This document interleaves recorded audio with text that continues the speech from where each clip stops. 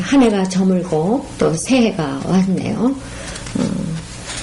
2012년 이제 첫 방송을 이제 성경 말씀을 드리는데, 이제 각각 우리들은 그 새해와 더불어 각자의 그 나름대로 계획을 세우죠. 그 계획을 세우는 가운데, 특히 이제 우리 기독교인들, 예수님을 믿는 사람들이나 혹은 또 그 성경에 관심이 있는 분들이 그 성경을 이제 말씀을 뜻을 깨닫기를 원하기 때문에 이제 새해부터 성경을 읽는 그 계획을 세우곤 합니다. 뭐 이런 그 프로그램이 교회에서도 있지만은 각자가 집에서 성경을 새해부터 이제 나는 창세기부터 이제 성경 한 권을 읽고 또 읽고 몇 독을 내가 읽겠다라는 커다란 계획을 세우곤 합니다. 물론 저도 그 전에 그렇게 했고요. 그래서 이제 창세기부터 이제 쭉 이제 성경을 읽어 나가다 보면 창세기는 참 재미있죠. 하나님의 이제 그 7일 창조로 시작을 해서 아담과 하와의 사건 뭐 이런 것들 굉장히 재미있습니다. 그러다가 이제 쭉 읽다가 나가다 보면 그만 이제 레위기 뭐 이제 민수기 이런 그 민수기에서 그만 거기서 굉장히 많이 실증을 느끼고 재미가 없죠. 백성의 수만 세다가 그냥 고만둬 버리고 그러다가 이제 또 조금 있다가 아니야 이제는 우리 신약성경 마태복음부터 내가 읽어야 되겠다 해서 또 마태복음부터 읽기 시작을 합니다. 그러다가 또 그것도 시들해지면 계시록은 도대체 이거 어떻게 된가 하고 또 계시록을 읽기 시작하면 계시록에는 그냥 굉장히 더 어려운 말이나 무서운 말 아주 천지가 무너지고 재앙이 내리고 하는 그 무서운 말로만 돼 있고 그래서 그만 또 이것이 무언가 하고 그냥 끝내버리죠. 그래서 오늘 저는 이 새해를 더불어서 이제 그 성경에 대한 그 깨달음을 얻고자 성경을 어떻게 봐야 되는가라는 거에 조금이라도 좀 도움을 드리고자 해서 말씀을 이제 드리겠습니다. 자, 우선 이 중요한 것은요, 이 성경을 보는 데 있어서 성경을 보는 시각과 방향, 그리고 관점에 따라서 이제 보는 것이 굉장히 중요하다는 것입니다. 성경을요, 우리는 그냥 읽어가는, 우리가 읽는, 우리가 그냥 보는 성경이 있고, 또 하나는 성경이요, 이 성경이 성경을 보는, 말씀을 보는 이런 말씀이 있다라는 거죠. 성경이 있다라는 거죠. 그냥 우리가 보는 성경이 있고, 성경 자체가 성경을 보는 성경이 있다라는 것입니다. 좀 많이 이렇게, 굉장히 헷갈리실 겁니다. 즉 말하자면 성경이 성경 자체를 보고 해석이 돼야만 성경이 내가 보는 것이 아니라요. 물론 내가 읽고 보죠.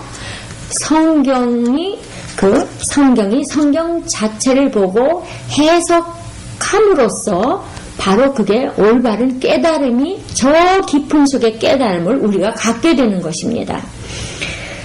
우리가 이 성경의 구약을 보면요, 대개가 율법 제도에 대한 것이 많이 나오죠. 율법. 얼마나 율법이 많습니까? 더군다나 어떤 성전 안에 따르는 성전 안에 되어 있는 율법 제도라든지 그 안에 있는 모든 모양과 그런 어떤 기구라든지 많이 보이죠. 그래서 구약에 나오는 그러면 그 율법에 대한 제도를 우리가 어떤 시각으로 보느냐, 어떤 관점으로 보느냐, 또 이것이 중요한 것입니다.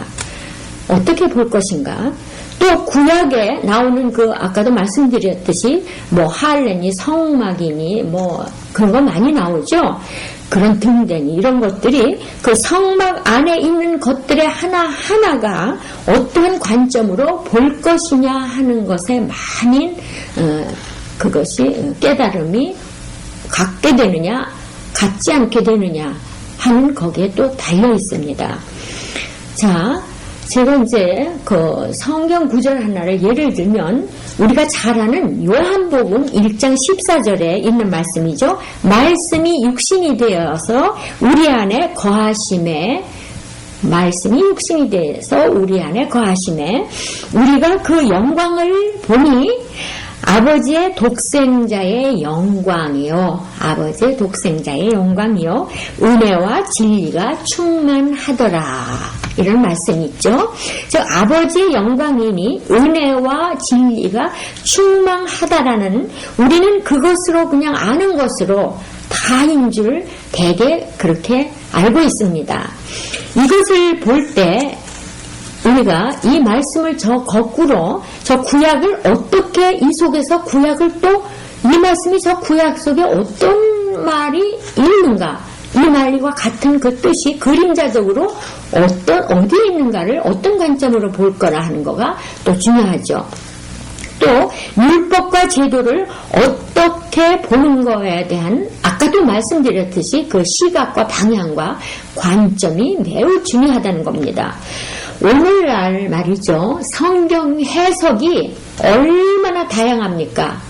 아주 지지염렵 굉장하죠. 성격이 굉장히 다양한데 그 다양성의 각자의 그 주장에 의해서 교리와 또 교파가 이렇게 생기는 것은요. 그 성경에 나오는 예수님께서 주시는 답을 나름대로 몰라서보다는 보는 그 시각과 관점이 다르다는 데에서 그렇게 많은 교리와 교파가 그렇게 생긴 것입니다. 자, 우리 주님께서 말하시고자 하는 것은 모든 그 성경 속에 주님이 말씀하시고 또 주님께서 그것을 해석하여 주시곤 하셨습니다. 그 중에 우리가 제일 많이 아주 그 씨의 비유가 있죠. 씨라는 것은 무엇인가? 또 씨 뿌리는 자는 뭔가? 또 거기에 나오는 밭은 뭐고? 또 알곡은 뭐고? 가라지는 뭔가? 이런 거에 대한 것이 또 주님께서 그런 거를 이제 대해서 답을 다 주시곤 해서 우리 성도님들도 많이 알고 있으십니다. 씨는 말씀을 그 씨로 이제 상징한 거고, 씨 뿌리는 자는 누구냐, 이런 것도 다 나와 있죠. 그런데 우리가 알고 있는 그 답은 사실 그냥 답입니다. 그런데 그 속에 말입니다. 예수님께서 말씀해 주신 그 답을 주신 속에 또 답으로 끝나는 게 그 속 안에 저 주님께서 말씀하시고자 하는 그 비밀이 숨어있는 뜻을 우리는 그 성경 전체에 다 연결되어 있다는 것입니다. 자, 씨라는 것도 그 씨를 어떻게 해요? 말씀을 씨로 상징했는데 그것이 창세기서부터 우리 예언서까지 다 씨에 대한 것이 다 들어있다는 것입니다. 씨뿐이 아닙니다. 성경은 그 말씀 하나하나 자체가 전부 연결이 되어 있다는 것입니다. 자, 우리가 이제 또 하나 보면 히브리서 있죠. 히브리서에서 우리가 바로 민수기죠. 구약에 있는 그 민수기의 율법 제도를 히브리서에서 해석을 해야 된다는 것입니다. 그냥 민수기에서 보면 율법으로 끝나죠. 자, 뭐냐면은 그림자적이고 그 모형적인 것이 있다면 꼭 완성이 있죠. 그리고 우리가 보십시오. 집을 지을 때 반드시 설계도가 있어야만 건축을 할 수 있지 않습니까? 그리고 건물을 만들 수 있습니다. 건물은 설계도에 의해서 이제 지어지죠. 그렇다면 이 건물이 다 지어지면 사실은 설계도가 필요 없게 됩니다. 그렇지만 다 지어진 그 건물을 보고서도 설계도가 아주 확연히 그거가 보여야 된다는 것입니다. 그러나 그 건물이 완공될 때까지는요, 절대로 설계도가 있어야 됩니다. 우리가 그 히브리서 말입니다. 그 히브리서 시대에만 그 효력을 발성하죠. 그 시대의 것 아닙니까?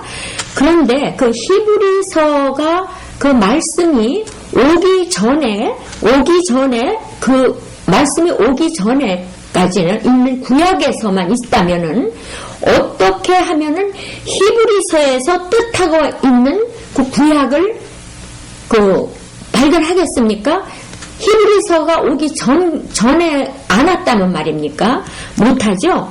그래서 그때 그 히브리서의 말씀이 있기 전에 그 시대가 우리는 모두인 것으로 알고 있기 때문인 것입니다. 율법시대. 자, 율법시대는 뭡니까? 즉, 죄와 형벌의 시대라고 말을 할 수 있죠?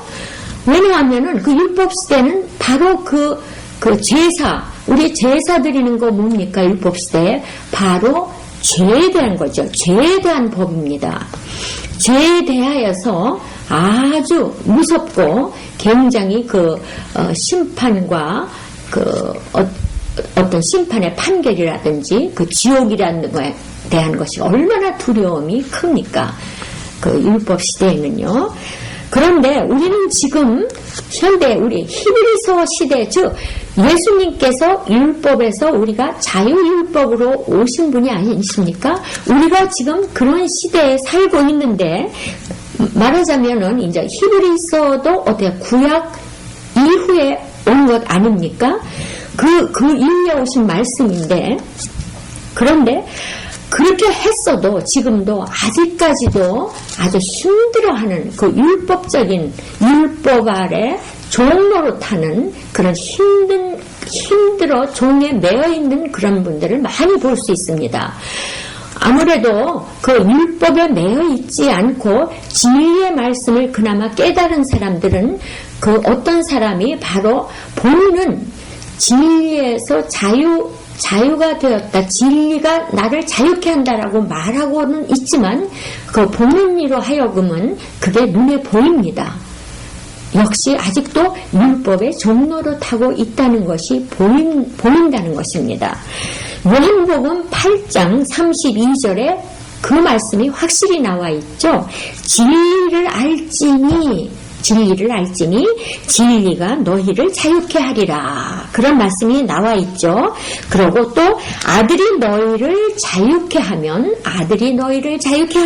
너희가 참 자유하리라. 이렇게 말씀이 나와 있습니다. 즉 이 말씀은요, 죄에서 해방이 되어서 그 기준이 죄에서 바로 사랑으로 바뀌어져야 한다는 것입니다.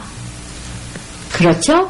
자, 우리는 성경을 상고할 때는요, 아주 평안하고 그런 어떤 안정감을 갖고 그런 어떤 주님의 그 숨결을 느낄 수 있는 그런 어떤 느낌이 옵니다. 왜냐하면 우리가 고통스럽거나 어떤 힘든 일이 있을 때 성경을 이렇게 상고하다 보면 어떻든 마음이 편안해지고 그렇게 하는 것을 많은 성도님들은 아마 그런 경험을 하셨을 것입니다. 자, 그것은 바로 성경과 내가 하나가 될 때야 바로 비로소 화평감을 가져온다는 것입니다. 그래서 이 말은 바로 뭐냐면은 즉 내 안에 이걸 성막이라고 성경에는 이렇게 말합니다. 저 구약에서는 성막 그 자체가 히브리서 쪽으로 오면 우리가 예수님 시대로 와보면 그 성막이 바로 그 안에 바로 그 거할 때 하나님과 같이 할 때 그럴 때 굉장히 평화를 느낀다고 그렇게 말합니다. 그게 바로 성막, 바로 내 안에 거하심에, 제가 처음에 말씀드렸죠. 내 안에 거하심에 바로 이게 하나가 되는 것입니다. 다시 말하자면 말씀을 죄의 관점으로 보는가 아니면 사랑의 관점으로 보는가 하는 차이점이라는 것입니다. 이것이 바로 성경을 해석할 때 성경을 보는 관점으로 보게 되는 것이죠. 성경을 보는 관점으로 이렇게 보게 되는 것입니다. 자, 하나를 우리가 말하자면 11조 있죠. 11조도 그 11조라는 그 의무라는 그 굴레에서, 의무감이라는 굴레에서 벗어나서 사랑과의 어떤 관계성이 맺어진 상태에 주고받는 그것이 이루어져야 된다는 것입니다. 근데 그 11조에 대한 것도 얼마나 많은 알게 모르게 그런 어떤 그 감각관념을 가지고 있는 그런 분들을 많이 보아왔고 또 말씀을 들어왔습니다. 자, 우리가 성경을 향해서 갈 때에 어떤 말씀이든 사랑의 관점으로 보라는 것이죠. 책망의 말씀도 사랑의 표현의 하나로 봐야 되는 것입니다. 히브리서 9장에 보면요, 뭐 새 언약이니 무슨 첫 언약이니 첫 장막이니 예법이니 뭐 기구니 제도니 이런 말씀들이 많이 나옵니다. 이것은 바로 보이는 어떤 그림자적인 모형, 그러니까 보이는 어떤 또 모형으로 그것을 통해서 하나님께서 백성들에게 좀 더 가까이 접근하여 가서 하나가 되고자 하는 그 심정을 바로 표현하신 것입니다. 그러니까 우리는 어떻습니까? 오직 유일하게 우리한테는 지금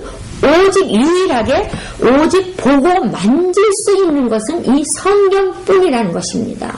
이 성경뿐인 것입니다. 자, 다시 말하면 성막, 그러니까 거하심에 내 안에, 그렇죠? 즉 이 내 안에라는 말도 이제 후에 말씀드리겠습니다만 바로 너희 안에입니다.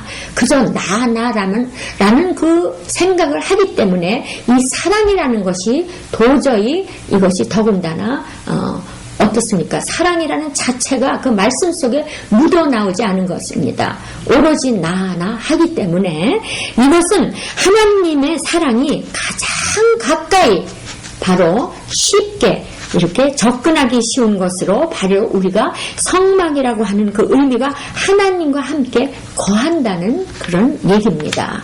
자, 그러니 우리가 이 성막의 의미를 한시라도 잊어서는 안 될 것이고 또 중요한 것은 천국이죠. 나라라는 것은 저 혼자만이 아닙니다. 분명한 것은 나라는 여럿이 형태가 이루어지는 게 나라죠. 그런데 하나님과 절대 그것이 성막이 나만의 공간으로서 생각해서는 안 된다는 것입니다. 그렇게 고정돼서는 안 되고 또 이야기지만 이것은 성경의 관점으로 봐야 된다는 것입니다. 그래서 하나님은 단지 나만의 문제가 아니고 하나님과 우리의 문제인 것입니다. 그래서 말씀에도 반드시 진리의 말씀이 나 있는 곳에 너희도 있게 하리라 이렇게 말씀하고 계십니다. 너희 이렇게 강조하시죠. 또 나 있는 곳에 너희가 나와 같이 되지 않으면 나는 너희하고는 별개다. 즉 그래야만 바로 너희 있는 곳에 간다. 이렇게 아주 딱 말씀을 드리고 계십니다. 우리는 항상 성막을 생각할 때는 하나님을 무시해서 우리를 생각해야 된다는 것입니다. 이것을 깨닫지 못하니까 오로지 나 이렇게 굉장히 이기주의적인 오만과 편견이 아주 이렇게 표출되고요. 또 더군다나 말씀을 전하는 자나 듣는 자나 이런 모든 이들조차도 오로지 나 이렇게만 보는 것입니다. 이래서 이 상태에서는요, 절대 사랑이라는 것이 나올 수가 없는 것이죠. 자, 저는 그래서 마지막으로 한 말씀 드리겠습니다. 요한복음 13장 34절에 이렇게 말씀하십니다. 새 계명을 주노니 서로 사랑하라. 내가 너희를 사랑한 것 같이 너희도 서로 사랑하라. 이렇게 여기에 바로 너희 사랑 이렇게 말씀을 강조하고 계시네요. 자, 새해는 이 성경 구절을 각자 성도님들이 가슴 속에 아주 내 가슴 속에 그냥 완전히 새기셔서 이걸 모든 것으로 행하는 믿음으로 이렇게 믿음하는 자들로 믿는 자들이 되기를 간절히 기도드립니다. 감사합니다.